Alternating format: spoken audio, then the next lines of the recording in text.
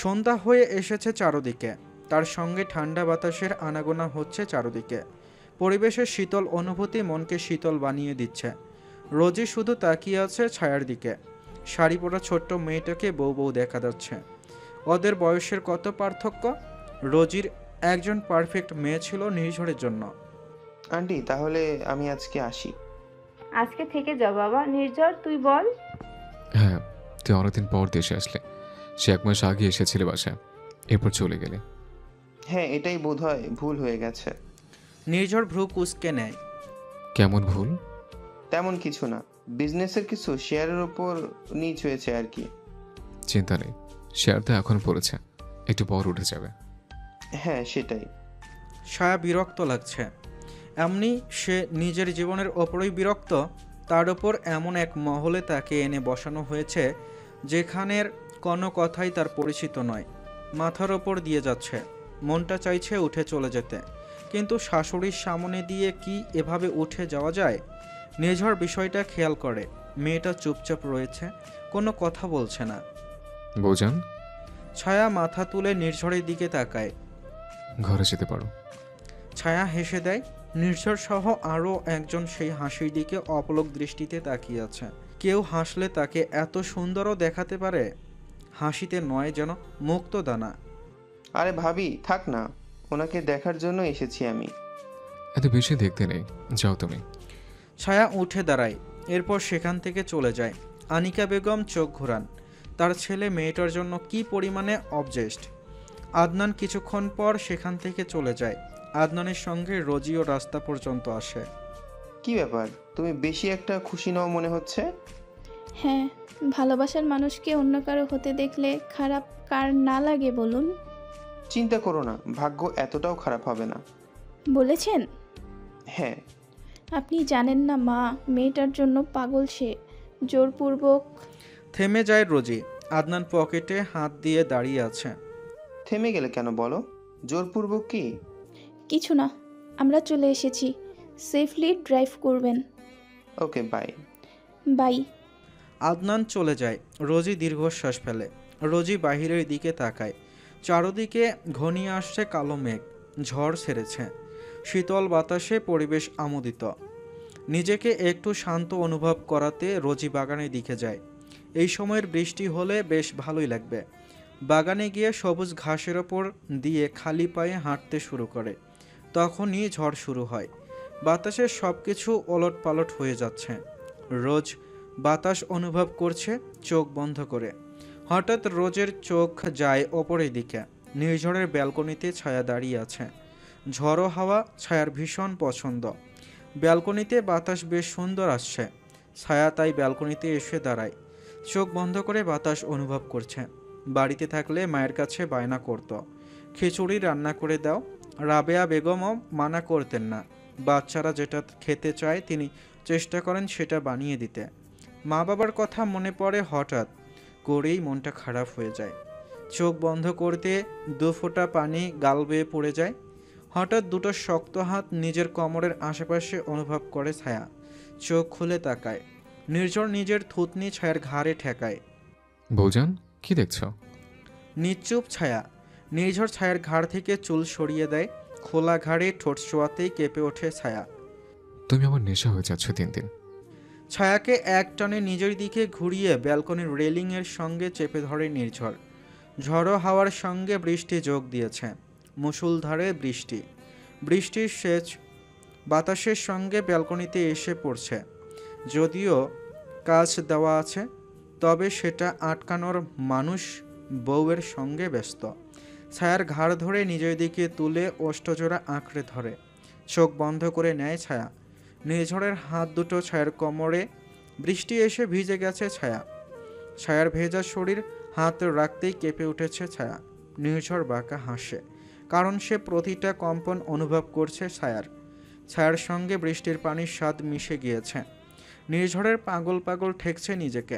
এই অবস্থা থেকে ফিরে যাওয়া সম্ভব নয়। নির্ঝর আরও গভীরে যাওয়ার আগেই ফোন বেজে ওঠে তার। বিরক্তি নিয়ে ছায়াকে ছেড়ে দেয় নির্ঝর। ভিজে গেছে ছায়া অনেকটা, শেষ লেগে। ছায়াকে সরিয়ে এনে কাজ টেনে দেওয়ার সময় নির্ঝর খেয়াল করে বাগানে রোজ দাঁড়িয়ে। রোজকে দেখেও সে কাজ লাগিয়ে দেয়। রোজ এতক্ষণ সবটাই দেখেছে। একটা হৃদয় কতবার ভাঙবে মিস্টার চৌধুরী? রোজ চলে যায় বাড়ির ভেতর। তোয়ালে দিয়ে ছায়াকে জড়িয়ে নেয় নির্ঝর। কাপড় পাল্টে এসো। নির্ঝর বেরিয়ে যায় রুম থেকে। ছায়া গিয়ে কাপড় পাল্টে নেয়। হ্যালো মিস্টার হান, বলুন। জনাব, আপনি যে খোঁজ নিতে বলেছেন আমি বের করেছি। জাহাজটা কার ছিল? জনাব, জাহাজটা অন্য দেশের হলেও মালিক আমাদের দেশেরই একজন মানুষ। এই জাহাজ দিয়ে কি হয়? স্মাগলিং হয়। জানলে অবাক হয়ে যাবেন। এই জাহাজ দিয়ে দেশ থেকে সকল প্রকার পণ্য পাচার হয়। মানে নির্দিষ্ট কিছু নয়, হতে পারে তা ড্রাগস, হতে পারে তা বেআইনি ওয়াইন, আরও অনেক কিছু। আমার দেশ থেকে? না, আমাদের দেশের মালগুলো আসে। এটাই তো আমাকে অবাক করছে। দেশের অভ্যন্তরে এমন একটা গ্যাং আছে যারা মিলে এইসব ব্যবসা করছে। দেশের অভ্যন্তরে এসব কিছু এনে অবৈধ ব্যবসা করে। কিন্তু জনাব, অবাক করা বিষয় হলো এই সকল বিষয়ে এই পর্যন্ত কোনো প্রকার আজ আমরা পাইনি। আজকের পার্টিতে আমি তাদের দেখা পেতে পারি? হ্যাঁ, আজকের পার্টিতে দেখা পাওয়া যেতে পারে, কারণ সেখানে সকল প্রকার ধনী ব্যক্তি আসবে। আমার মনে হয় যারা দেশের ভিতরে এই সব কিছু প্রবেশ করাচ্ছে তারা অবশ্যই বড় বড় বিজনেসম্যান। কিন্তু সমস্যা হলো আমাদের হাতে কোনো পোক্ত প্রমাণ নেই। ওকে, ধন্যবাদ মিস্টার হান। এটা আমার দায়িত্ব। আমাকে আর কোনো কাজে আসলে অবশ্যই বলবেন। জি। নির্ঝর কল কেটে দেয়। নির্ঝর, নির্ঝর পাশে ফিরে তাকায়। বাবা? রেডি হসনি? যাবি না নাকি আমি ক্যান্সেল করে দিব? না বাবা, যাব। ডিজাইনার এসেছে, কি পারবি সেটা বেছে নে। ওকে। নির্ঝর চলে যায় তার ড্রেসিং রুমে। সেখানে নির্ঝরের অ্যাসিস্ট্যান্ট নাবিল উপস্থিত। অতিরিক্ত ফর্সা নয়, আবার শ্যামলাও নয়, বেশ সুদর্শন একজন পুরুষ সে। সাদা রঙা শার্ট তার শরীরে বেশ মানিয়েছে। ঢিলা জিন্স সুদর্শনতা আরও বাড়িয়ে দিয়েছে।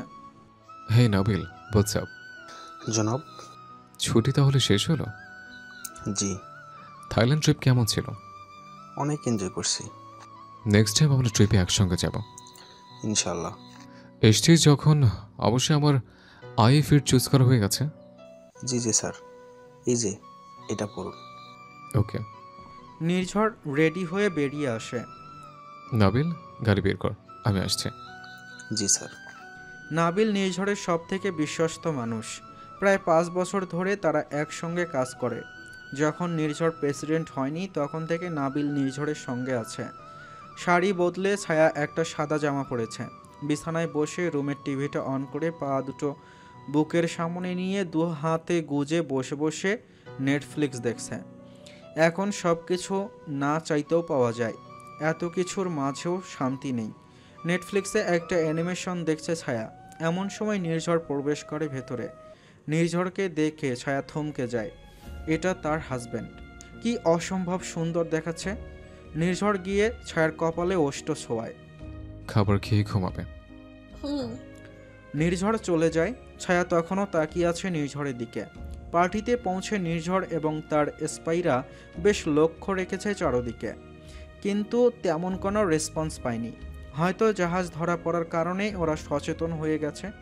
তবে সেখানে গিয়ে নির্ঝর এবং নাবিল বেশিক্ষণ সময় থাকেনি। তাদের কাজ ছিল যেটা সেটা করে বাড়িতে চলে এসে এতেই অনেক রাত হয়ে যায়।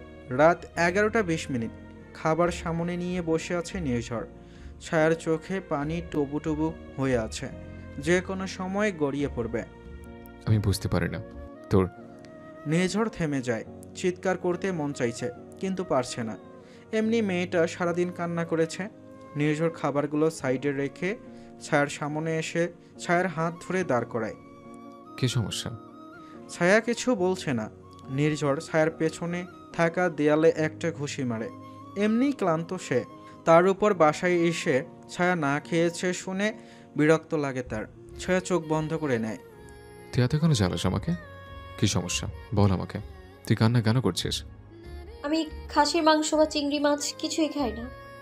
নির্ঝর অবাক হয়ে তাকিয়ে আছে। মানে? আম্মু এগুলো খেতে দিয়েছে, আমি খাই না। আর আর বলতেও কেমন লাগছে, আপনি জোর করবেন না। আমি না খেয়ে থাকলে কিছু হবে না। নির্ঝর তাকিয়ে আছে। সে বেবদ বনে গিয়েছে। তার সত্যি কিছু বলার নেই।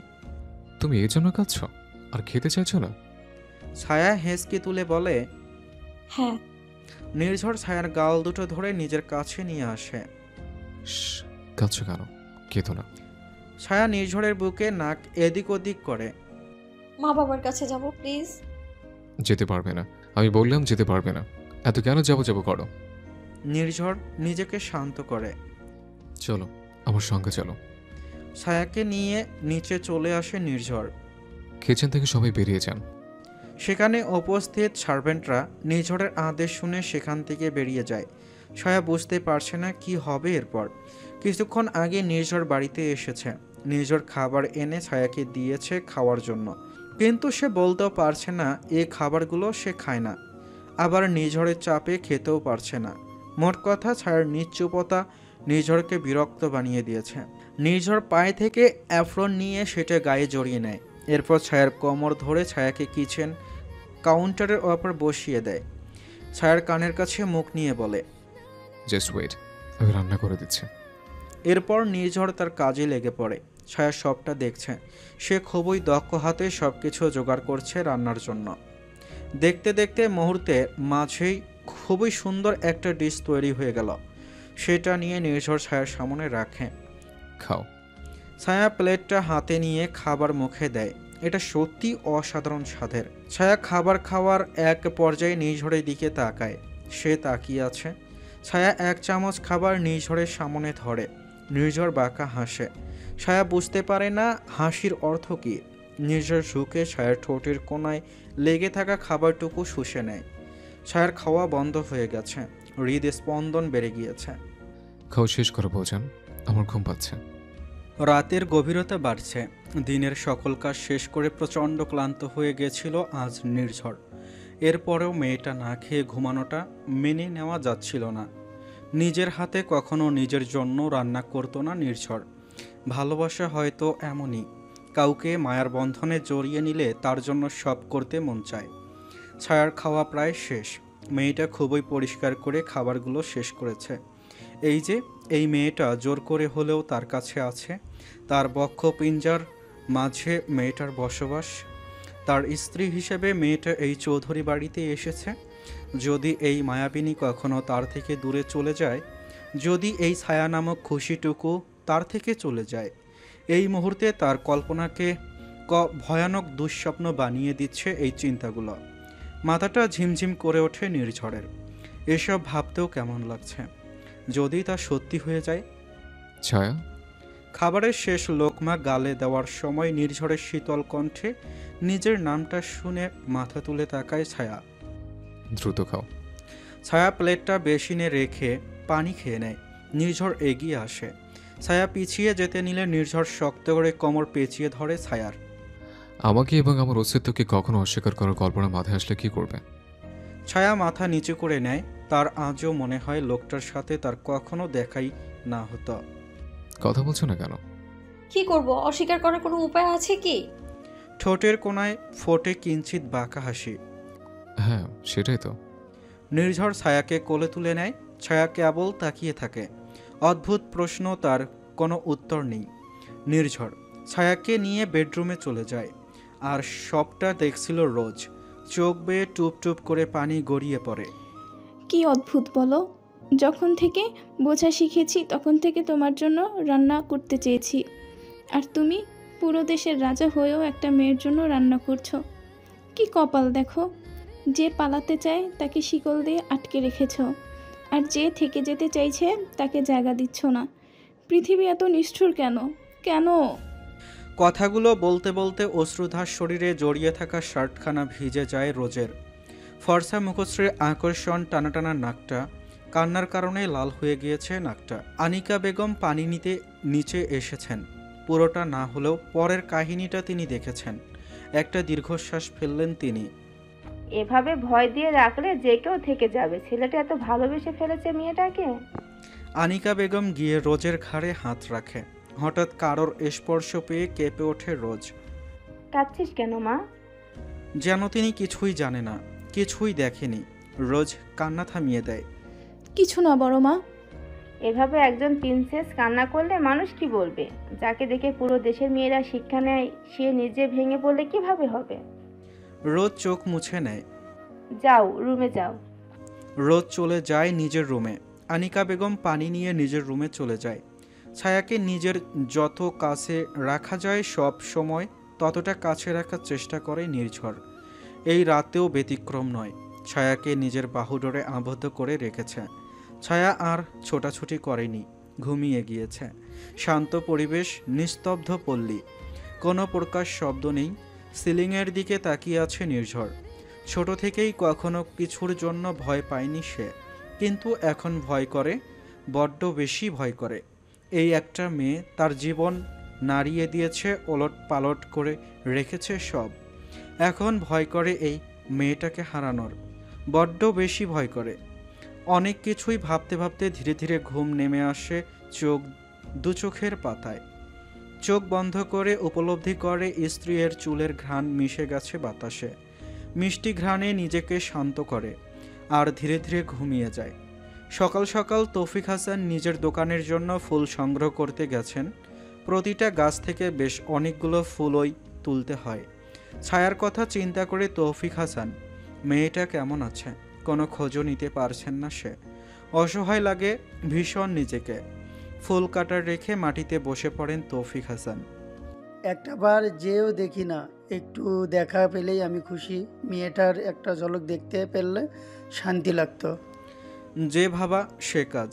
সব কিছু নিয়ে বাসায় ফিরে যায়। রাবিয়া বেগম খাবার তৈরি করে রেখেছে। তৌফিক হাসান আসলে খাবারগুলো দেবে, তিনি খেয়ে চলে যাবে কাজে। তবে আজ সাথে ফুল নেই তৌফিক হাসানের। কি গো, বাগানে ফুল নেই? আছে, অনেক ফুল আছে। তাহলে আমি চৌধুরী বাড়িতে যাব। কি বলছো? হ্যাঁ। দেখা করতে দেবে ওরা? দেবে কি সেটা পরের কথা। চেষ্টা করে বাদ দেবো কি? আমাকেও নিয়ে যাও। না, তুমি থাকো, আমি যাই। যা হয় আমার উপর দিয়েই হোক। এমন বলছো কেন? দেখো, এখনো তো আমরা অসহায় মা বাবা। ছোট মেয়েটার চেহারা দেখাটাও বন্ধ হয়ে গেছে। আমি যদি সেদিন মেয়েটাকে আবার অন্য কোথাও পাঠিয়ে না দিতে যেতাম তাহলে নিশ্চয়ই এত বড় শাস্তি হতো না আমাদের। নিজেকে দোষ দেওয়া বন্ধ করো। যাই হোক, দেরি হয়ে যাবে। শহরে যেতে অনেকটা সময় লাগবে। আমাকে নিবে না? বোঝার চেষ্টা করো আমার কথা। রাবেয়া বেগম দীর্ঘশ্বাস ফেললেন। ঠিক আছে, যাও।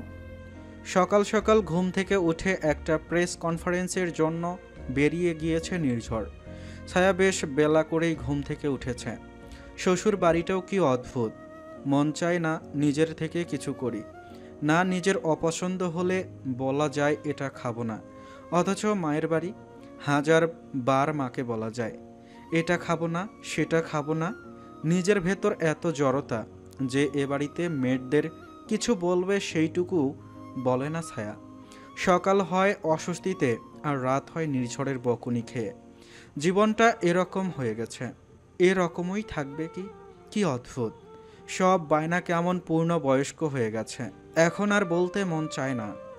আবার একটা সুন্দর বিস্কুটের প্যাকেট নিয়ে এসো, একটা সুন্দর আইসক্রিম বক্স নিয়ে এসো, সবাই একসাথে খাবো। কি দিন ছিল সেগুলো। মাটির ঘ্রাণ, ফুলের সঙ্গ, সব কিছুর মাঝে চঞ্চল জীবন্ত মানুষ ছায়া। আর এখন সব আলো নিভে গিয়েছে। চঞ্চলতা কোথায় হারিয়ে গেছে? বাবার কথা এত মনে পড়ছে কেন? বুকটা ফেটে যাচ্ছে। একটু দেখতে মন চাইছে, কথা বলতে। ঘুম থেকে উঠেই মনটা খারাপ হয়ে গেছে ছায়ার। তারপরেও ফ্রেশ হয়ে ছায়া নিচে চলে আসে। নিচে এসে যে দৃশ্য দেখে সেটা দেখার জন্য মোটেও প্রস্তুত ছিল না ছায়া। আপনি কি ভেবেছেন মেয়েটাকে আমার ছেলের গলায় ঝুলিয়ে এখন নিজেও এসে জুড়েছেন? আমি জানি আমার ছেলের পাগলামির পেছনে আপনার মেয়েরও হাত আছে। ছায়া চাচি শাশুড়ি ইনি এতদিন ছিলেন না বাড়িতে, আজ এসেছেন। বরাবরই নিজের মেয়ের সঙ্গে নির্ঝরকে কল্পনা করে এসেছেন তিনি। তৌফিক হাসান বাড়িতে প্রবেশ করেই এনার মুখোমুখি হন। তবে আশ্চর্য বিষয় হলো ছায়ার শাশুড়ি মাও সেখানে উপস্থিত, কিন্তু তিনি নিশ্চুপ, কিছুই বলছেন না। তৌফিক হাসান মাথা নিচু করে রেখেছেন। কি বলবেন, তিনি ভাষা হারিয়ে ফেলেছেন। আমার বাবা আপনাদের ছেলের ঘাড়ে আমায় তুলে দেয়নি। ছায়া বাবাকে জড়িয়ে ধরে গিয়ে। এসব কথা বলবেন না আম্মু, আপনি তো সবটা জানেন না। এভাবে আমার বাবাকে অপমানিত হতে দেখছেন, আপনি কিছুই বলছেন না। 2 টাকার ফুলওয়ালির মেয়ে হয়ে এত দেমাক কি করে আসে? 2 টাকার ফুলওয়ালির মেয়েকেই আপনাদের ছেলে জোর করে বিয়ে করেছে। কথাটা বলা মাত্রই ছায়ার গালে চড় বসিয়ে দেয় আনিকা বেগম। বড়দের মুখে মুখে তর্ক করতে নেই, শেখায়নি তোমার বাবা? চোখের সামনে মেয়েকে চড় খেতে দেখে হতভাগ হয়ে যান তৌফিক হাসান। মেয়েকে নিজের দিকে টেনে নেয় তৌফিক হাসান। ছায়া মাথা তুলে শাশুড়ির দিকে তাকিয়ে আছে। চোখ বেয়ে অশ্রুদানা টুপ টুপ করে গড়িয়ে পড়ছে তার। তোমার বাবাকে নির্ঝর তোমার সঙ্গে দেখা করতে নিষেধ করেছে, ভুলে যাও সব। থামুন আপা, আমি চলে যাচ্ছি, আমার মেয়েটার ভুল হয়ে গেছে। তোমার কোনো দোষ নেই বাবা। আছে, এরকমভাবে বড়দের সামনে কথা বলতে নেই মা। এই যে এটা মা পাঠিয়েছে, এটা রাখ মা। একটা আম, যেটা 12 মাসই একটা গাছ। তৌফিক হাসান এবং ছায়া মিলে গাছটা লাগিয়েছিল, সেখানে প্রথম আম হয়েছে। বাবা তৌফিক হাসান চোখ তুলে তাকানোর সাহস করল না। শ্বশুর বাড়ি তো মা, অনেক কিছু মানিয়ে নিতে হয়, আমিও আসি আজ। তৌফিক হাসান চলে যায় সেখান থেকে। ছায়া সেই যাওয়ার দিকে তাকিয়ে আছে। নিজের জন্ম হওয়া নিয়েও ঘৃণা হচ্ছে ছায়ার। আজ যদি তার জন্মই না হতো তাহলে বাবাকে এরকম অপমান হতে হতো না। কাকে বলবে এসব কথা? কাকে দেবে সে বিচার? পৃথিবী এমন কেন? তৌফিক হাসানের অসহায় চেহারাটা বড্ড বেশি চোখের সামনে ঘুরছে তার। ছায়ার নিস্তব্ধতা পরিবেশ ভার বানিয়ে দিয়েছে। ছায়া সেখান থেকে প্রস্থান করে। শাড়ির আঁচলটা হাত বেয়ে নিচে পড়েছে। কোনো খেয়াল নেই ছায়ার। চোখের সামনে শুধু বাবার অসহায়ত্ব ভেসে আছে। রুমে এসে বসে বসে ভীষণভাবে কান্নায় ভেঙে পড়ে ছায়া। সকাল গড়িয়ে দুপুর হয়েছে। বৈশাখের রোদ যেন গরমের তীব্রতা হাড়ে হাড়ে বুঝিয়ে দিচ্ছে। মাথার ওপর সিলিং ফ্যানটাও বন্ধ। ঘেমে নিয়ে গেছে ছায়া। এই প্রচণ্ড গরমের মধ্যে গত 2 ঘন্টা যাবৎ বসে আছে ছায়া। ছোট্ট মাথায় কিছুই আসছে না। কি করবে, কি না করবে, কাকে বলবে তার সাথে অন্যায় হচ্ছে? সংসারের এসব প্যাচ সম্পর্কে ছায়ার কোনো ধারণা নেই। শাড়ির আঁচল গুছিয়ে উঠে দাঁড়ায় ছায়া। বাড়ির পেছনে একটা গেট আছে, বাগান থেকে সেদিকে যাওয়া যায়। নির্ঝরের রুম থেকে সেই গেট দেখা যায়। সেখানে কোনো গার্ড নেই। ছায়া নিচে নেমে আসে। দুপুর সময়, আরও গরমের পরিবেশ। কেউ বাহিরে নেই, শুধু কিছু মেড আছে। ছায়াকে দেখে মেডরা এগিয়ে আসে। কিছু লাগবে ম্যাডাম? না। ছায়া বাগানের দিকে এগিয়ে যায়। ছায়াকে বাগানে যেতে দেখে কেউ কিছু মনে করে না। ছায়া বাগানে এসে গেটের দিকে এগিয়ে যায়। ভাগ্য সহায় তার, গেট খোলা। ছায়া এদিক ওদিক না দেখে বেরিয়ে যায়। আর বেরিয়ে সোজা হাঁটা ধরে। কোথায় যাবে জানে না, তবে এখানে আর থাকবে না। মাথায় যা এসেছে তাই করে ফেলেছে। এর ফল কি হবে কিছুই ভাবল না। অন্যদিকে প্রেস কনফারেন্স এবং একটি গুরুত্বপূর্ণ মিটিং শেষ করে নির্ঝর বাড়িতে ফিরেছে। নির্ঝরের গাড়ি বাড়িতে প্রবেশ করার সঙ্গে সঙ্গে গার্ড এসে গাড়ির দরজা খুলে দেয়। নির্ঝরের হাত থেকে ব্যাগটা নিয়ে নেয়। নির্ঝর বাড়িতে প্রবেশ করে বুঝতে পারে তার বাড়িটাতে আজ নিস্তব্ধতা ছেয়ে আছে। তবে সেদিকে লক্ষ্য না করে নির্ঝর রুমে চলে যায়। রুমে গিয়ে ছায়াকে না পেয়ে অবাক হয় নির্ঝর। ছায়া, কোথায় তুমি? আমাকে এক গ্লাস পানি দাও। ছায়ার কোনো উত্তর আসে না। নির্ঝর ধৈর্য ধরে। নির্ঝর কোটটা খুলে বিছানায় ফেলে। নির্ঝরের সিংহের ন্যায় হুঙ্কার শুনে চৌধুরী বাড়ির সব গার্ডস এবং মেডস এক জায়গায় হয়েছে। আমার বউ কোথায় গেছে? দেখে রাখার দায়িত্ব কাদের ছিল? নির্ঝরের চিৎকার শুনে সামনে থাকা সবাই থরথর করে কেঁপে উঠছে। জনাব, ম্যাডামকে বাগানের দিকে যেতে দেখেছিলাম, বুঝিনি উনি কোথাও চলে যাবেন। বাগানে তো উনি যায়। গার্ডস কি করছিল তখন? নির্ঝরের চিৎকার শুনে আনিকা বেগম, রিনিতা খানম, রোজ সবাই নেমে এসেছে। আতিফ চৌধুরী এবং আতিক চৌধুরী তখন বাড়িতে নেই। কি হয়েছে বাবা, এত চিৎকার করছিস কেন? আম্মু, ছায়া কোথায়? সকালেও বাড়িতেই ছিল। তাহলে সকালে কি হয়েছিল যার জন্য তাকে এখন কোথাও খুঁজে পাওয়া যাচ্ছে না? রিনিতা খান এবং আনিতা বেগম উভয়ের চেহারায় কালো মেঘ ছেয়ে যায়। রোজ পরিস্থিতি বুঝে উত্তর দেয়। কিছুই হয়নি নির্ঝর, তুমি শুধু শুধু চিৎকার করছো। ছায়া কোথাও গেলে সেটা ছায়ার নিজের ইচ্ছেই গিয়েছে। সকালেও সে নিচে এসে খাবার খেয়েছে। নির্ঝর একজন অত্যন্ত চালাক বিচক্ষণ পুরুষ। মাটিতে পা রাখলেই পরিস্থিতি আন্দাজ করতে পারে। তবে এখন প্রথম কাজ ছায়াকে খোঁজা। যদি বিষয়টা এত সহজ হয় তাহলে এটাই সবার জন্য ভালো। আগে জানোয়ারকে খোঁজে ওর গোষ্ঠী উদ্ধার করে এরপর দেখছি বাকিদের গোষ্ঠী। অতিরিক্ত রাগে গৌর বর্ণের মুখশ্রী রক্তিম বর্ণ ধারণ করেছে।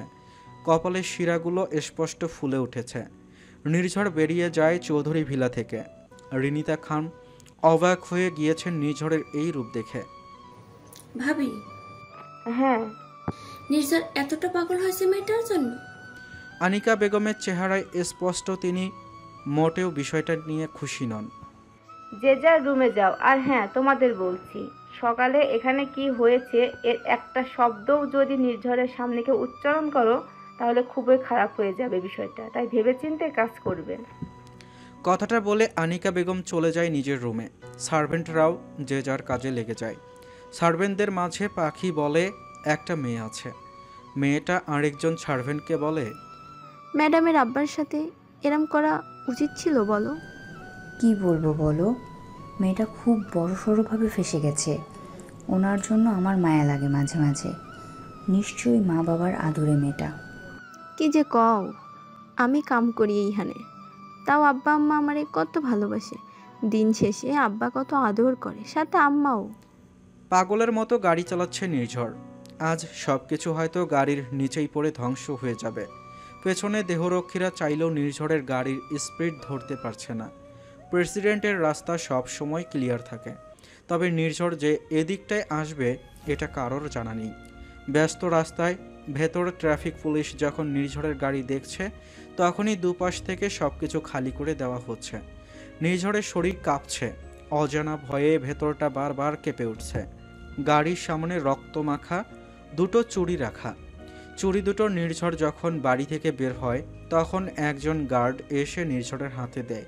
কেউ একজন এটা পার্সেলের মধ্যে রেখে দিয়ে গিয়েছে।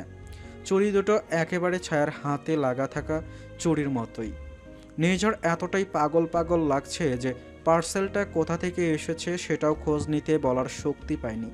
সিসিটিভিতে দুপুরের ফুটেজ দেখা গিয়েছে। ছায়া বাড়ির পেছনে দরজা দিয়ে বেরিয়ে গেছে। নিঃশ্বাস বন্ধ হয়ে আসছে নির্ঝরের। চৌধুরী বাড়িতে এসে ছায়ার কোনো ক্ষতি করবে কেউ, এটা সম্ভব নয়। কিন্তু ছায়া যে বাড়ি থেকে বেরিয়ে গিয়েছে, অজানা আশঙ্কায় ভেতরটা অস্থির হয়ে আছে নির্ঝরের। বাড়িতে পায়ের ওপর পা তুলে ওয়াইন উপভোগ করছে আদনান। আমার সারপ্রাইজ নির্ঝরের ভালোই লাগবে, তাই না নাফিস? নাফিস আদনানের সেক্রেটারি। স্যার, আমার ভয় লাগছে। একটা বিষয় প্রেসিডেন্ট যদি জানতে পারে তাহলে। আরে এসব ভয় পেও না। আমার সমুদ্রকন্যা যখন বাড়ি থেকে বেরোই হয়েছে তখন একটু তো ভয় দেখাই উচিত। আমার বেস্ট ফ্রেন্ড, তাই না? কিন্তু স্যার, আপনি ওনার চুরির ডিজাইন এত ডিটেলস মনে রেখেছেন কিভাবে? আদনান নাফিসের দিকে তাকায়। সামনে যখন সমুদ্রকন্যা থাকে তখন আমার দৃষ্টি শুধু তার দিকেই থাকে। এদিক ওদিক আমার কিছুই খেয়াল থাকে না। ওর শাড়িতে কি ডিজাইন ছিল তাও বলে দিতে পারবো। ইন্টেলিজেন্ট কিন্তু আপনি স্যার। সেটা তো আমি অনেকক্ষণ আগে থেকেই। আদনান পৈশাচিক আনন্দে ওয়াইন উপভোগ করতে থাকে। গ্রীষ্মের তেজ ধরণী জুড়ে নিজের তাণ্ডব ভালোই দেখাচ্ছে। সূর্যের তীব্র রোদে পুড়ে যাচ্ছে শরীর।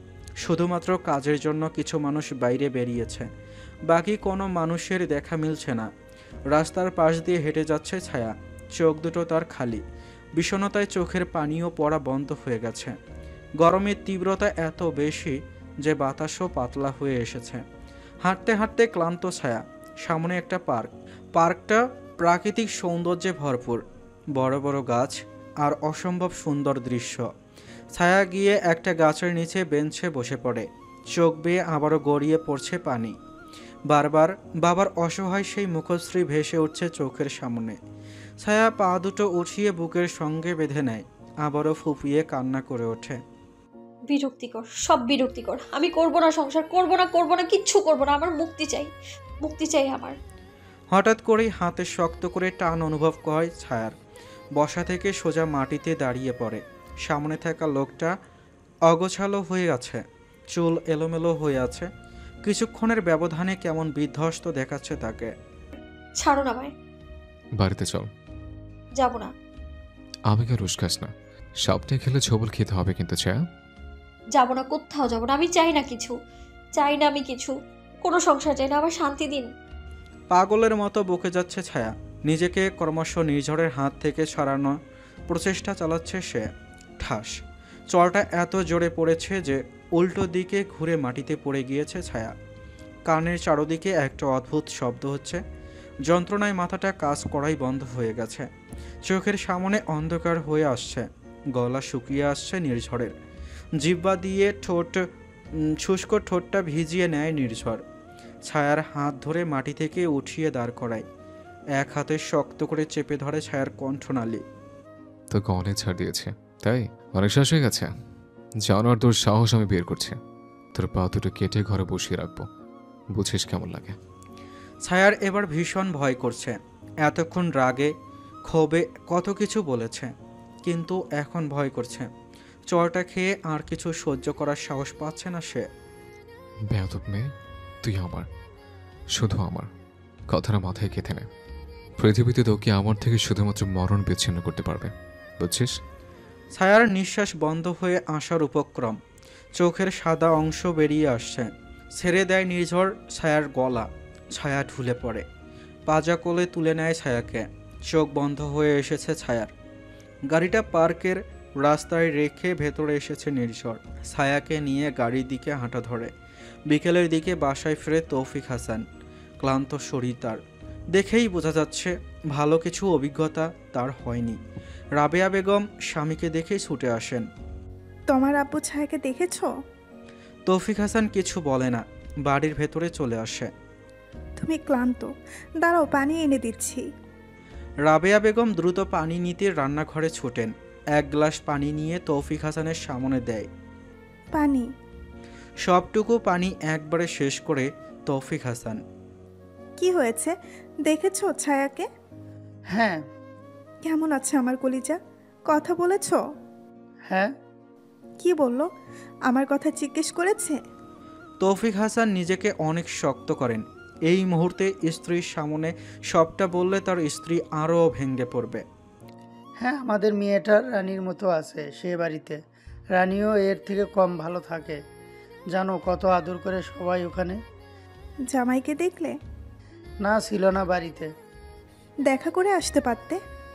সময় কই বলো, ফিরতে হতো, তাই এত দেরি হয়ে গেছে। যাক, আমাদের মেয়েটা ভালো আছে এতেই খুশি আমি।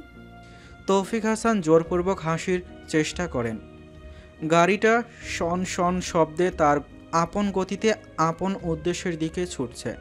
ছায়া ভয়ে কোনো কিছুই বলছে না, নিশ্চুপ হয়ে বসে আছে।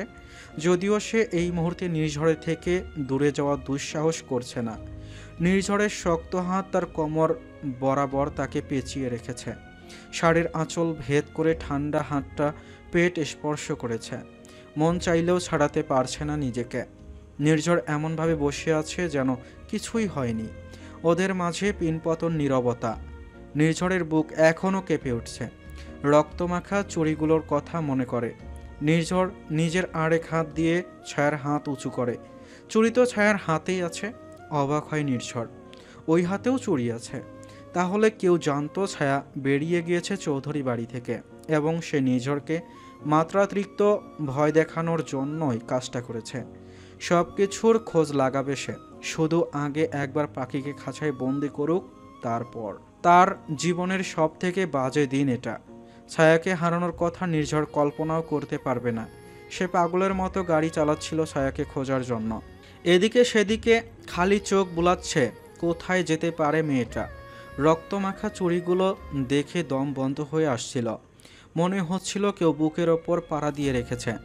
জীবনে কখনো এত বাজে অনুভূতি হয়নি নির্ঝরের। এই দম বন্ধ করা অনুভূতির সঙ্গে নির্ঝর বুঝতে পারে সে ঠিক কতটা ভালোবাসে মায়াবতীকে। এদিকে ওদিকে ছুটতে ছুটতে হঠাৎ পার্কের বাহির থেকে শাড়ি পরে বসে থাকা এক কন্যার দেখা মেলে। সে মাত্র বসে মুখ দুটো হাঁটুটে গুজে কান্না করছে। নির্ঝরের ভেতরে বাড়তে থাকা ঝড় আরও বেড়ে যায়। দ্রুত করে পার্কের বাইরে গাড়ি থামিয়ে ভেতরে চলে আসে। নির্ঝর ভাবে যদি সে ছায়াকে না পেত, যদি ওই চুড়িগুলো সত্যি ছায়ার হতো। হঠাৎ এমন ভাবনায় ছায়ার কোমর আরও শক্ত করে চেপে ধরেছে নির্ঝর। ছায়া আহ করে শব্দ করে ওঠে।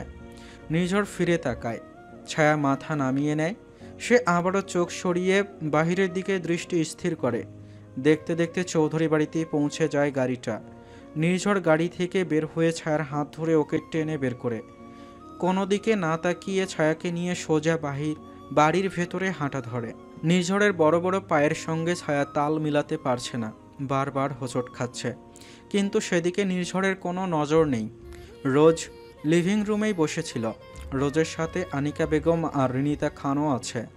বাড়িতে ফিরেছে আতিক চৌধুরী।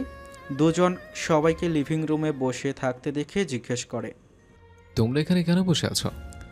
রিনিতা খান কিছু বলতে নিলে আনিকা বেগম থামিয়ে দেয়, চুপ থাকতে বলে। সে বলবে সবটা। আনিকা বেগম কণ্ঠের রাগান্বিত ভাব নিয়ে বলে, তোমার ছেলে বউ। বাকি কথা বলার আগেই সদর দরজা দিয়ে নির্ঝর ছায়াকে টানতে টানতে ভেতরে প্রবেশ করে। আতিফ চৌধুরী ছেলের এমন পাষাণ ভাব দেখে ভ্রু কুঁচকে তাকায়। নির্ঝর, এইটা কি ব্যবহার? বৌমাকে এভাবে টেনে কোথা থেকে নিয়ে এলে? বাবা, এখন কথা বলার সময় নয়, সব এখানে বসো, কেউ যাবে না। আমি আসছি, আমার কথা আছে। আগে ওকে ওর আসল জায়গায় রেখে আসে। আতিফ চৌধুরী ছেলের যাওয়ার দিকে তাকিয়ে আছে। এভাবে টেনে হিচড়ে মেয়েটাকে নিজের জীবনে এনেছো, সারা জীবন এমন টেনে হিচড়েই কেটে যাবে, বিরক্তকর। শান্ত হন ভাইয়া, নির্ঝরের রাগের পেছনে ভালোবাসাটাও দেখা যায়। ভালোবাসা কি একতরফের জোর জবরদস্তিতে হয় আতিক? রিনিতা বেগম উঠে দাঁড়ায়। ভাইজান, এই জন্যই যে নির্ঝরকে এমন কাউকে বিয়ে করতে হতো যে নির্ঝরকে ভালোবাসে। আহা রিনিতা, থামো সবাই, যে যার নিজের কথাই ভাবছ। আর ওই যে মেয়েটা, তার কথা কেউ ভেবেছ? আতিফ চৌধুরী এর কথায় সত্যতা আছে, কিন্তু সবাই কথাটা শুনে বিরক্তই হলো। ছায়াকে রুমে এনে দাঁড় করায় নির্ঝর। পায়ে ব্যথা পেয়েছে ওঠার সময়। ছায়াকে বিছানায় বসায়, ছায়ার গালে হাত রাখে, নিজের দিকে ফেরায়। নির্ঝরের যে চোখে এতক্ষণ প্রচণ্ড রাগ দেখা যাচ্ছিল, সে চোখে এখন দেখা যাচ্ছে এক রাশ ভালোবাসা আর ভয়। কেন এইভাবে বেরিয়ে গেছিলে বলছেন, বলো? ছায়া মাথা নিচু করে নেয়। নির্ঝর নিচু করা মাথা আবারও তুলে নিজের দিকে ফেরায়। বলো। এমনি। নির্ঝর ছায়াকে নিজের দিকে সোজাসুজি ফেরায়। এমনি কেউ বাড়ি থেকে বেরিয়ে যায়? আমার ভালো লাগছিল না। তোমার কখনোই ভালো লাগে না, এটা শুধুমাত্র কারণ না। এটাই কারণ। নির্ঝর ছায়াকে অবাক করে জড়িয়ে ধরে। ছায়া ভেবেছিল আরও দু একটা চর খাবে হয়তো। এরকম আর কখনো করো না, আমার ভয় হয়। আমার নিঃশ্বাস বন্ধ হয়ে গেছিল, তোমাকে আমি হারাতে পারবো না। কথাগুলো বলার সময় নির্ঝরের গলা ধরে আসছিল। ছায়া মাথা তুলে তাকায়। নির্ঝর ছায়ার কপালে চুমু খায়। যাও, ফ্রেশ এসো, শাড়ি বদলে এসো। ছায়া উঠে দাঁড়ায়। পায়ে ভালোই ব্যথা পেয়েছে, খুঁড়িয়ে চলতে হচ্ছে। নির্ঝর দ্রুত ছায়াকে কোলে তুলে নেয়। তুমি কখন ব্যথা পেয়েছ? ছায়া উত্তর দেয় না। এখন নিশ্চুপ থাকাই শ্রেয়। নির্ঝর ছায়াকে ওয়াশরুমে নিয়ে আসে। ছায়া গোসল করে শাড়ি বদলে নেয়। নির্ঝর আবারও ছায়াকে নিয়ে আসে, পাজা কোলে তুলে। ছায়াকে শুইয়ে নিজেও পাশে শুয়ে পড়ে। সে জানে ছায়া ক্ষুধার্ত, কিন্তু এখন সে আগে অন্য কাজটা সেরে নিক, পরে বউকে খাওয়ানো যাবে। ছায়াকে বুকের মাঝে নিয়ে শুয়ে পড়ে। ছায়ার মাথায় হাত বুলিয়ে দিতে থাকে। ছায়া ধীরে ধীরে চোখ বন্ধ করে নেয়। নির্ঝর জানত এভাবে আদর করে দিলে ছায়া ঘুমিয়ে যাবে। ঠিক তাই হলো, ঘুমিয়ে গেছে ছায়া। ছায়াকে বিছানায় শুইয়ে বালিশ ঠিক করে দিতেই ফোনে মেসেজ আসে। নির্ঝর ফোনটা হাতে নিয়ে ব্যালকনিতে চলে আসে। তার বাড়ির সিসিটিভি ফুটেজ। সে জানতো বিনা কারণে ছায়া এভাবে বাড়ি থেকে বের হবে না। আর ছায়া কেমন পাগলামি করছিল নিশ্চিত সে ভীষণ কষ্ট পেয়েছে। পুরো কাহিনী দেখে নির্ঝর স্তব্ধ। মানে সে একজন প্রেসিডেন্ট আর তার স্ত্রী তার মায়ের হাতে চর খাচ্ছে। মানল যে সে শাসন করতেই পারে, কিন্তু তাই বলে বিনা কারণে কোনো মেয়ে বা ছেলে নিজের সামনে বাবা মাকে অপমান হতে দেখতে পারে না। She is wife of A president, তারপরেও বুলি হচ্ছে। এটা কি নিয়ম প্রকৃতির? ইচ্ছে করছে ফোনটা ছুঁড়ে মারতে, কিন্তু ছায়া ঘুমিয়ে আছে, শব্দ শুনলে উঠে যাবে। নির্ঝর ধীরে রুমে প্রবেশ করে, ঘুমন্ত ছায়ার পাশে ফ্লোরে হাঁটু গেড়ে বসে। তুমি আমার স্ত্রী, এ কথা ভাবা অন্যায় যে তোমার প্রতি অন্যায় অবিচারগুলো আমি কাপুরুষের মতো প্রশ্রয় দেব? নির্ঝরের চোখ দুটো রক্তিম বর্ণ ধারণ করেছে। ঘুমন্ত ছায়ার কপালে ওষ্ঠ শুইয়ে দেয় শেষবার। এরপর প্রস্থান করে রুম থেকে। নিচে এসে নির্ঝর দেখতে পায় সবাই সেখানে বসে আছে। সে বলেছে কেউ কোথাও যায়নি। নির্ঝর গিয়ে সোফায় বসে। আব্বু? হ্যাঁ বল, তোর কথা শোনার জন্যই বসে আছি। দাদি কখনো আম্মুর গায়ে হাত তুলেছে? আতিফ চৌধুরীর চেহারায় অবাক হওয়ার ভাব ফুটে ওঠে। আনিকা বেগমের মুখে রাগ ফুটে ওঠে। মনে মনে সে ছায়াকে গালি দিচ্ছে। ছোট লোকের বাচ্চা সব বলে দিয়েছে, বাপও যেমন মেয়েও তেমন, জ্বালিয়ে ছাড়লো। এই প্রশ্ন কেন বাবা? বলো আমাকে। না, তোমার দাদি কেন তোমার মায়ের গায়ে হাত তুলবে? ধরো মা অনেক বড় একটা অন্যায় করলো, দাদি প্রথম কি করবে? মাকে বোঝাবে নাকি আগে মায়ের গায়ে হাত তুলবে? বোঝাবে, যত বড়ই হোক দোষ না কেন। এভাবে নিজের সন্তানকেও মারা উচিত না, সেখানে বউ মানুষকে তো নাই। আপনার স্ত্রী আমার বউকে মেরেছে। আতিফ চৌধুরী এবার আরও অবাক হয়ে যায়। স্ত্রীর দিকে তাকায়। কি বলছে আপনি নির্ঝর? নির্ঝর নিজের বইয়ের মুখের ভাষা বলছে, এটা বুঝতে পারছো না? আম্মু, আমি এতটা বাচ্চা নই যে আমার বউয়ের মুখের ভাষা বলবো। থামো নির্ঝর, আমাকে একটু কথা বলতে দাও। আনিকা আমার ছেলের বউয়ের ভাষা বলেছে বুঝলাম, কিন্তু তুমি যে মেরেছ এটা সত্যি নাকি মিথ্যা? সোজা সাপটা উত্তর দাও। হ্যাঁ সত্যি। কারণটা বলো। বড় আব্বু, সেখানে ছায়া বেয়াদবি করেছিল আমার আম্মুর সঙ্গে। এনাফ। নির্ঝর সামনে থাকা কাচের টেবিলটা এক ঘুষিতে ভেঙে ফেলেছে। সবাই কেঁপে উঠেছে। আমি এখানে কোনো থার্ড পার্সনের কথা শুনতে চাই না আব্বু। থাম বাবা, শান্ত হ। রোজ বড়রা কথা বললে তার মাঝে কথা বলতে নেই। রোজি কাপা কণ্ঠে উত্তর দেয়। সরি। কি হয়েছিল আনিকা, খুলে বলো। আব্বু, আম্মু আর কোনো মিথ্যা কথা বলুক তার আগে আমি বলতে চাই, বাড়ির লিভিং রুম সহ বাড়ির সব জায়গায় যে সিসিটিভি আছে এটা আম্মু ভুলেই গেছিল, হয়তো এখনো ভুলেই রয়েছে, তাই তো মিথ্যা বলে যাচ্ছে। আনিকা বেগম এবার বুঝতে পারে সে ভুল করে ফেলেছে। তার মাথায় ছিল না ফুটেজগুলো ডিলিট করে ফেললে হতো। রিনিতা খানও এবার ভয় পেয়ে গেছে। আমার শ্বশুর এসেছিল, অনেক অপমান করেছে চাচি। বলেছে ছায়ার বাবা ছায়াকে আমার ঘরে তুলে দিয়েছে। ছায়া শুধু বলেছে এটা মিথ্যা কথা, আমার বাবা আপনাদের ছেলের ঘরে আমাকে তুলে দেয়নি, এটাই তার অপরাধ। আতিফ চৌধুরী নিস্তব্ধ, ভাষা হারিয়ে ফেলেছে। আম্মু, ছায়া আপনার টাকার দাসী নয় যে যা ইচ্ছে তাকে বলে যাবেন আর সে শুনবে, কোনো উত্তর দিতে পারবে না। ছায়া আমার বউ, অন্তত এটুকু ভয় যেন সবার ভেতর থাকে, সে মিসেস চৌধুরী। দেশ প্রধানের অর্ধাঙ্গিনী, পুরো দেশটাকে সম্মান দিতে বাধ্য, তাকে আপনিও সম্মান দেবেন, নাহলে আমি আপনাকে এরপর থেকে রাষ্ট্রদ্রোহী হিসেবে চিনব। কারণ প্রেসিডেন্টের কথা অমান্য করা এবং তার স্ত্রীকে অপমান করা প্রেসিডেন্টকে অপমান করার সমান। আমার স্ত্রী আর একটা অবিচার সহ্য করলে তাকে নিয়ে বাড়ি ছাড়তে আমি বাধ্য হব। নির্ঝর উঠে চলে যায় সেখান থেকে। তোমার ছেলে কত বড় বেয়াদব হয়ে গেছে দেখেছো? আরে ওকে যে জন্ম আমি দিয়েছি। কান্না করতে করতে কথাগুলো বলছেন আনিকা চৌধুরী। জালিম, এতটা পরিমাণ জালিম হয়ে যেও না যে প্রকৃতি তোমার জালিমি সহ্য না করতে পারে। তুমি ওই মেয়েটার পক্ষে কথা বলছো? ওই মেয়েটা আর ওই মেয়েটা নয়, সত্যি সবসময় সত্যি হয়। আতিফ চৌধুরী প্রস্থান করে সেখান থেকে। দেখেছো ভাই, তোমার ভাই আমাকে কখনো সাপোর্ট করে না। ভাবি শান্ত হন, আর বৌমাকে নিয়ে দয়া করে কোনো ঝামেলা করেন না। আর তুমি রিনিতা, ভালো হয়ে যাও। আমি কি করলাম? কি করেছো তা ভালো করেই জানো। ছায়া ঘুমিয়ে আছে আর ছায়ার ঘুমন্ত মুখের দিকে তাকিয়ে আছে নির্ঝর। রাত 2:30। নির্ঝর না ঘুমিয়ে ছায়ার দিকে তাকিয়ে আছে। মেয়েটা ঘুম থেকে উঠলেই তার খিদে পাবে, আর সে যতদূর জানে ছায়া কখনোই নিচে যাবে না খাবার আনতে। নিজেকে এই মুহূর্তে পাগল মনে হচ্ছে নির্ঝরের, কিন্তু তারপরেও এই কাজগুলো করতে অদ্ভুত ভালো লাগছে। এই ভালো লাগার নামই হয়তো ভালোবাসা। নির্ঝরের চিন্তার মাঝে হঠাৎ করেই ছায়া নড়ে চড়ে ওঠে। নড়ে চড়ে না, ক্ষুধা লেগেছে আর ঘুম হবে না। চোখটা মিট মিট করে খুলে তাকায়। এদিক ওদিক তাকিয়ে নির্ঝরের দিকে পাশ করে শোয়। নির্ঝর তার দিকেই তাকিয়ে আছে। ছায়া কিছুক্ষণ তাকিয়ে থাকে, এরপর হঠাৎ করেই উঠে বসে। কি হয়েছে? কিছু না। ঘুমোননি? হুম। কেন? চলো খেতে চলো। ছায়া ঘড়ির দিকে তাকায়। এত বেজে গেছে, ঘুমোননি কেন? মন চাইলো না তাই। ছায়া তাকিয়ে আছে, অবাক হওয়ারই কথা। নির্ঝর ছায়াকে পাজা কোলে তুলে নেয়। চলো। এই রাতে? হ্যাঁ। নির্ঝর নিচে চলে আসে, ছায়াকে নিজের হাতে খাইয়ে দেয়। ছায়াও না করে না। এতটা খেয়াল কিভাবে কেউ কারোর রাখতে পারে ছায়া ভেবে পায় না। মাঝে মাঝে তো মানুষটাকে ভালোই লাগে, আবার মাঝে মাঝে ভীষণ ভয় করে।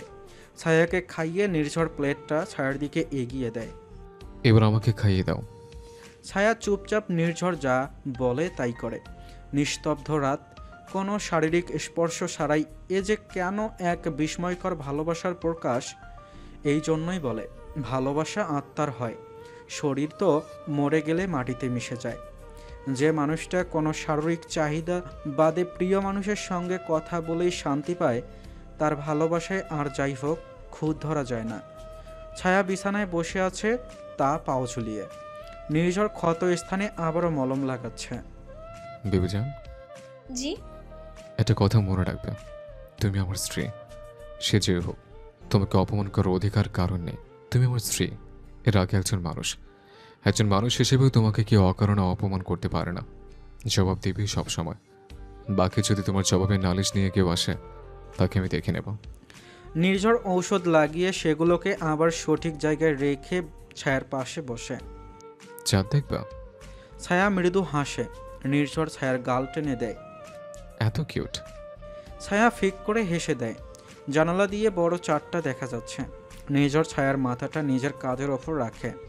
অদ্ভুত এক সৌন্দর্য তৈরি করেছে দৃশ্যটা। সকাল সকাল রাবেয়া বেগম খাবার তৈরি করে সাজিয়ে রেখেছেন। তৌফিক হাসান ফুল তুলে আসলে খেতে দিবেন। তমা ঘুমিয়ে আছে। কাল মেয়েটার ভালো থাকার কথা শুনে ভীষণ ভালো লেগেছে রাবেয়া বেগমের, কিন্তু ঝড় যা বইছে তা তৌফিক হাসানের ওপর দিয়ে বইছে। রাবেয়া বেগম তার কাজে ব্যস্ত ছিলেন। এমন সময় সদর দরজায় করা নাড়ে কেউ। হাতের কাজ রেখে দরজা খুলে দেয়। তিনি ভেবেছিলেন তৌফিক হাসান, কিন্তু তার জায়গায় নির্ঝরকে। অবাক হয়ে যায় রাবেয়া বেগম। শান্ত হন আম্মু, আমাকে নির্ঝর বলি ডাকুন প্লিজ। ভেতরে এসো বাবা। নির্ঝর ভেতরে প্রবেশ করে। বাবা কোথায় আম্মু? বাগানে গেছেন। ও, দেরি হবে আসতে? না, চলে আসবে এক্ষুনি। নির্ঝর হাসে। কি রান্না করেছেন আম্মু? রুটি আর তরকারি। নিয়ে আসুন খাই। রাবেয়া বেগম কিছুটা থতমত খেয়ে যান। আমি এক্ষুনি নিয়ে আসছি। দেখেছ, আমিও বোকা। দ্রুত মেয়ে জামাই এর জন্য সব কিছু আয়োজন করেন তিনি। এখন যে নতুন করে কিছু করবে তারও সময় নেই। দ্রুত দুটো ডিম ভাজি করে নেয়। নির্ঝরের সামনে খাবার রাখে। নির্ঝর খাবারগুলো খুব তৃপ্তি করেই খায়, যাতে রাবেয়া বেগমের একটুও খারাপ না অনুভব হয়। নির্ঝরের খাওয়ার মাঝেই বাড়িতে আসে তৌফিক হাসান। বাড়িতে প্রবেশ করে নির্ঝরকে দেখে তিনিও অবাক হয়ে যায়। নির্ঝর খাওয়া রেখে তৌফিক হাসানের সামনে এগিয়ে আসে। আব্বু কেমন আছেন? ভালো বাবা। তুমি এখন কোথায় থেকো? বাড়ি থেকে। নির্ঝর রাবেয়া বেগম এবং তৌফিক হাসানের সামনে বসে আছে। আমাকে ক্ষমা করে দেন আব্বু। রাবেয়া বেগম অবাক হয়ে জিজ্ঞেস করেন, ক্ষমা? কিসের ক্ষমা? আব্বু। নির্ঝর কিছু বলার আগে তৌফিক হাসান বলে, ঠিক আছে বাবা, ওসব মনে রাখি না। নির্ঝর একটা দীর্ঘশ্বাস ফেলেন। আব্বু, আম্মু, আজকে আমি একটা সত্যি কথা আপনাদের বলতে চাই।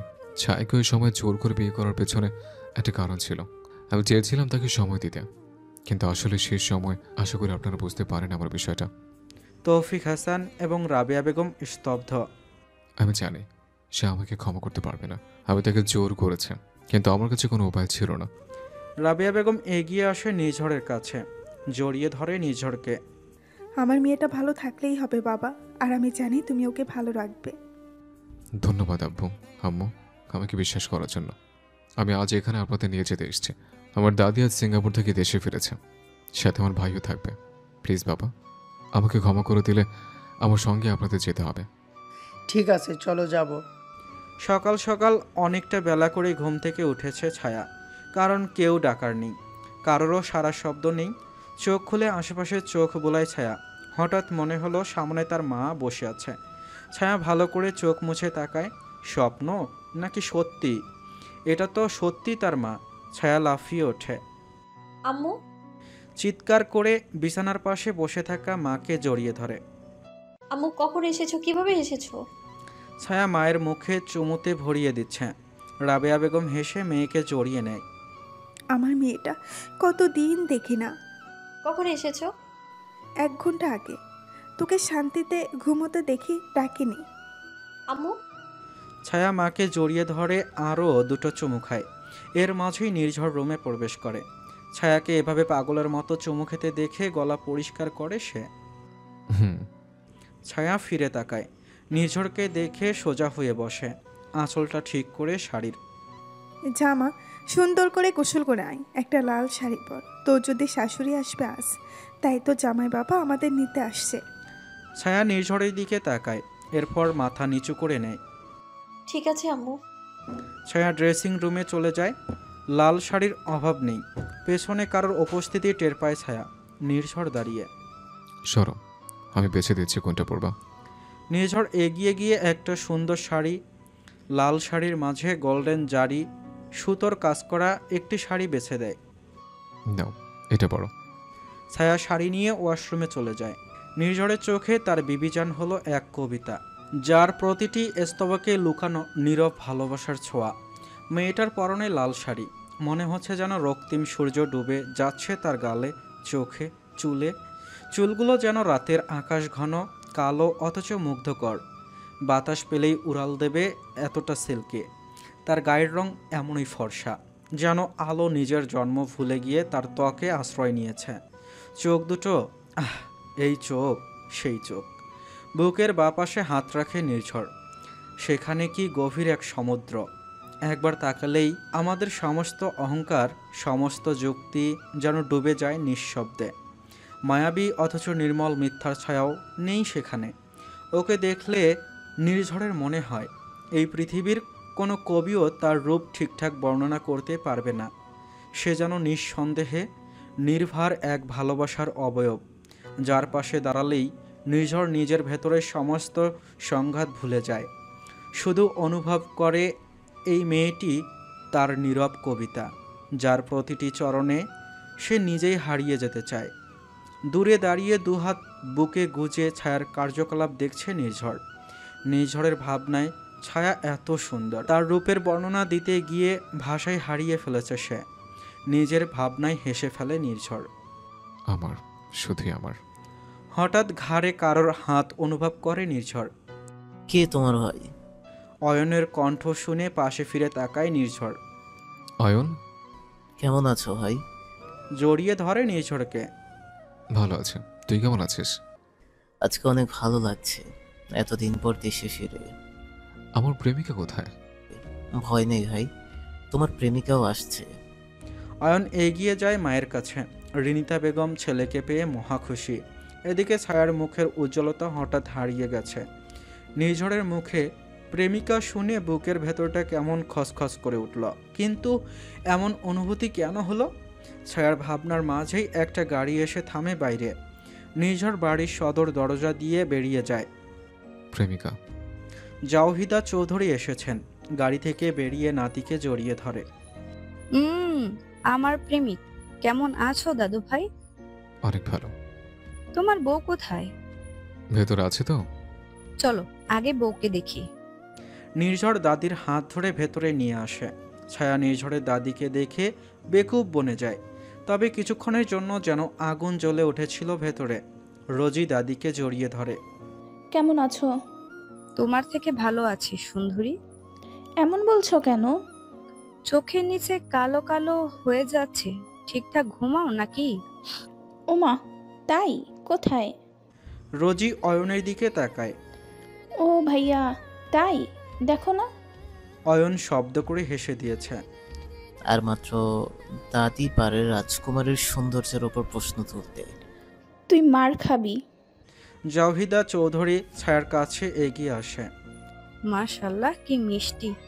এই মুখটা রোজ সকালে দেখলে আমার তো মিষ্টি মুখই করা লাগবে না। ছায়ার কপালে চুমু খায় জাওহিদা চৌধুরী। ব্যাগ থেকে একটা চেন বের করে ছায়াকে পরিয়ে দেয়। বাহ, কি সুন্দর লাগছে, মাশাআল্লাহ। ছায়ার মা বাবার এতটুকু দেখেই শান্তি। মা বাবার চোখের সামনে বাচ্চা সুখী থাকলেই হয়, এটাই তো তাদের কাছে চিরশান্তি। দাদুভাই, জি। এদিকে এসো। নির্ঝর এগিয়ে আসে। ছায়ার পাশে দাঁড়াও। নির্ঝর দাদির কথা মতো ছায়ার পাশে দাঁড়ায়। জাওহিদা চৌধুরী ফোন বের করে একটু সরে দাঁড়ায়। হাত দাও বৌমার হাত। নির্ঝর এক হাতে ছায়াকে জড়িয়ে নেয়। জাওহিদা চৌধুরী একটা ছবি তুলে নেয়। মাশাআল্লাহ। অয়ন, এই ছবিটা বাঁধিয়ে দিবি, একটা আমাকে দিবি, আরেকটা বড় করে এই লিভিং রুমে টানানো থাকবে। আমার নাতনি আর নাতবু। জো হুকুম রানী। বাই দ্য ওয়ে ভাবি, আমি আপনার একমাত্র দেবর। আপনার ডানে বামে আমার মতো কাছের কোনো দেবর নেই। অয়ন ছায়ার সামনে এসে মাথা নিচু করে দাঁড়ায়। ভাইয়া মাথা উঁচু করুন। আহ, ভাবি ভীষণ ভালো, কিন্তু ভাই আপনার হাজবেন্ড আমাকে 2 বছর আর্মি ট্রেনিং দিয়েছে, আর আপনি আমাকে মাথা নিচু করে দেখতে পারছেন না। দেখেছিস ভাই, এই জন্যই বলে ভাবিরা ভালো হয়। রোজি এসব শুনে চোখ ঘুরিয়ে নেয়। মেলোড্রামা। মিনমিন করে কথাটা বলেই ফেলে রোজ। রিনিতা বেগমও বেশি একটা খুশি নয়, আর আনিকা বেগম তো মোটেই নয়। জাওহিদা চৌধুরী তাকে নাকের ওপর দড়ি দিয়ে রাখে সবসময়। কথায় আছে শাশুড়িরও শাশুড়ি থাকে। আনিকা। জাওহিদা চৌধুরীর ডাক শুনে আনিকা বেগম এগিয়ে আসেন। জি মা। আমার রুম রেডি আছে তো? হ্যাঁ মা, আপনি ফ্রেশ হয়ে আসুন। হ্যাঁ, যাবো তাড়াতে পারলেই বাঁচো। মা, সেটা কখন বললাম? আতিক আর আতিফ কোথায় ওরা? ও দাদির বাবা চাচা আমার সকালের মিটিংগুলো অ্যাটেন্ড করতে গিয়েছে, একটু পর চলে আসবে। ভালো কথা, বিয়ের পর পরিবার বিশেষ করে বউকে সময় দিতে হয়। আনিকা বেগম চোখ ঘুরান। আমাকে তো কখনো এমন বলেনি। নাতি বউ এর বেলায় সব নিয়ম পাল্টে গেল। মিনমিন কথাগুলো বলছিল আনিকা চৌধুরী। আনিকা, কিছু বলবে? না মা, কি বলবো? না বলাই উত্তম। নির্ঝর নিজের শ্বশুর শাশুড়ি শালির সঙ্গে পরিচয় করিয়ে দেয় দাদিকে। আতিফ চৌধুরী বসে আছে চেয়ারে। এটা নির্ঝরের অফিস। নাবিলও বসে আছে পাশে। সবাই নিস্তব্ধ। এখানে এমন কিছু হয়েছে যা মোটেই ভালো হয়নি। স্যার, আমার মনে হয় ঘটনা সঠিকভাবে তদন্ত করা উচিত। তদন্ত করে লাভ নেই, ওদের সঙ্গে আইনিভাবে আমরা পারবো না। শয়তানের সঙ্গে খেলতে গেলে নিজেদেরও শয়তান হতে হবে। কিন্তু স্যার, জনাবের রেপুটেশনে সমস্যা হয়ে যাবে। বিষয়টা নির্ঝর সঙ্গে ডিসকাস করেই জানতে হবে। আমি বুঝতে পারছি না এসব কাজ করছেটা কারা। স্যার, জনাব কিছুদিন আগে জর্জিয়া সীমান্তে কড়া নিরাপত্তা দিতে বলেছিল। সেই অনুযায়ী আমরা কাজ করে চলেছি, কিন্তু এখন তো দেখছি এটা সাগর পথের সঙ্গে সঙ্গে আকাশপথেও সমানভাবেই স্মাগলিং হচ্ছে। বিষয়টা জটিল হচ্ছে দিন দিন। এমন চলতে থাকলে দেশের অনেক বড় ক্ষতি হয়ে যাবে। সময় থাকতে ব্যবস্থা নাও। জি স্যার, আমরা সর্বোচ্চ চেষ্টা করছি। কিন্তু স্যার, একটা বিষয় যেটা আপনাকে জানাবো, আমি কিন্তু একেবারে একান্ত কথা এটা। আতিফ চৌধুরী ভ্রু কুঁচকে তাকান। তার আশেপাশে আপাতত কেউ নেই, তার ভাইও নেই। বলো। স্যার, আমার মনে হয় আমাদের ভেতর থেকে কেউ ইনফরমেশন পাস করছে, যার ফলে শত্রু আরও সতর্ক হয়ে যাচ্ছে। এমন সময় রুমে প্রবেশ করে আতিক চৌধুরী। ওনাকে দেখে নাবিল কথা বলা বন্ধ করে দেয়। আতিক চৌধুরী একটু অবাক হয়। কি কথা হচ্ছিল ভাইজান? তেমন কিছু নয় মা, এসেছ, আমাদের দ্রুত বের হওয়া উচিত। হ্যাঁ, আমি গাড়ি রেডি করেছি, চলুন। আতিফ চৌধুরী উঠে রুম থেকে বেরিয়ে যায়। আতিক চৌধুরী যাওয়ার আগে একবার নাবিলের দিকে তাকায়। নাবিল মৃদু হেসে মাথা নামিয়ে সম্মান জানায়। আতিক চৌধুরী আর কিছু না বলে স্থান ত্যাগ করে। ছায়া সবার জন্য একটা মিষ্টান্ন রান্না করার উদ্দেশ্যে কিচেনে এসেছে। মেয়েকে রান্নাঘরে দেখে মা কি আর বাহিরে থাকতে পারে? রাবেয়া বেগমও তাই চলে এসেছেন। মারে। ছায়া মায়ের দিকে তাকিয়ে মৃদু হাসে। আমু, তুমি গিয়ে রুমে বিশ্রাম নাও। না রে মা, তুই রান্নাঘরে থাকলে আমি কি কখনো রান্নাঘরে থেকেছি? ছায়া মা, একটা কথা বল। বলো। তুই এখানে ভালো আছিস তো? ছায়া খুন্তি নাড়াচ্ছিল। মায়ের কথা শুনে সেটা থেমে যায়। বাচ্চা মন তার কোনোভাবেই চার দেয়ালে বন্দি হয়ে থাকতে চায় না। মনটা চায় ডানা মেলে উড়াল দিতে। ছোট থেকেই চঞ্চল স্বভাব তার। সংসার বিষয়টা এখনও সেভাবে বুঝতে শিখেনি ছায়া। কেন এইসব জিজ্ঞেস করছো? বল না মা, ভালো আছিস তো? ছায়া মায়ের দিকে ফিরে তাকায়। ও মা, আমাকে এখান থেকে নিয়ে যেতে পারবে? একরাশ আশা আর হ্যাঁবোধক উত্তর পাওয়ার আশায় ছায়া প্রশ্নটা জিজ্ঞেস করেছিল, কিন্তু এ প্রশ্ন শুনে রাবেয়া বেগমের হাসি গায়েব হয়ে যায়। ছায়ার দুগাল হাতে রেখে বলে, তোর ভালো লাগে না এখানে?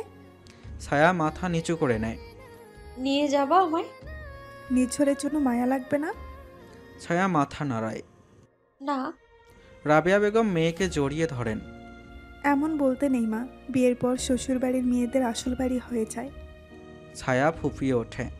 কিন্তু আমি তো চাইনি এসব কিছু। আমাকে নিয়ে যাও না প্লিজ। মেয়ের অবুঝ মন মা ঠিকই বোঝে। হয়তো আরেকটু বয়স হলে ছায়া বুঝত নির্ঝর তাকে সত্যি কতটা ভালোবাসে। কিন্তু বাচ্চা মনে মা বাবার সাথে কাটানো মুহূর্ত তার বড্ড আপন লাগে।